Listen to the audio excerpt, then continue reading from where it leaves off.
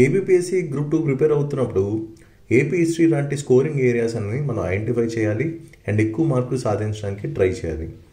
Comparatively అంటే economy లాంటి సబ్జెక్ట్స్తో కానీ సైన్స్ అండ్ టెక్నాలజీ లాంటి సబ్జెక్ట్స్తో కానీ పోల్చుకున్నప్పుడు ఏపీ హిస్టరీ అనేది ఎక్కువ మార్కులు తీసుకొచ్చేది.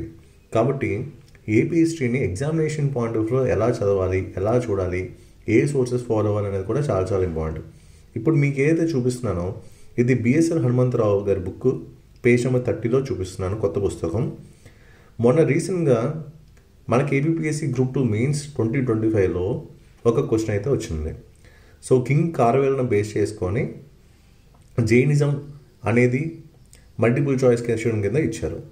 సో ఎగ్జాక్ట్ సోర్స్ చూసుకుంటే మన బిఎస్ఎల్ హనుమంతరావు గారి బుక్ నుంచే మనకు కనిపిస్తున్నాయి. అలాగే ఇంతకుముందు ప్రీవియస్ క్వశ్చన్స్లో కూడా ఇక్కడ మీకు ఏవైతే నేను హైలైట్ చేశానో బట్టి ప్రోలు అలాగే ధాన్య కటకం వీటి మీద కూడా మనకి ప్రీవియస్ క్వశ్చన్స్ అయితే కనిపించాయి.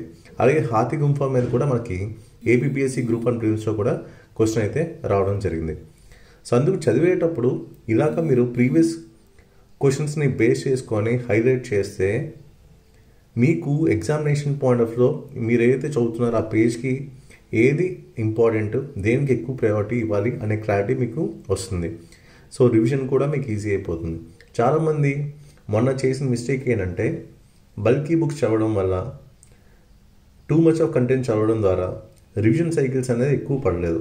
సో దాని ద్వారా ఎగ్జామ్లో కూర్చున్నప్పుడు ఎగ్జామ్ హాల్లో ఆ మెమరీ రీకాల్ అనేది జరగకపోవడం వల్ల కొంతమంది తెలిసింది కూడా తప్పులు చేశారు.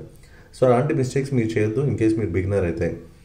సో ఎగ్జాక్ట్గా ఎలా చదవాలి అనే క్లారిటీ పెంచుకోండి, డెఫినెట్గా మీకు మంచి మార్కులు అయితే వస్తాయి.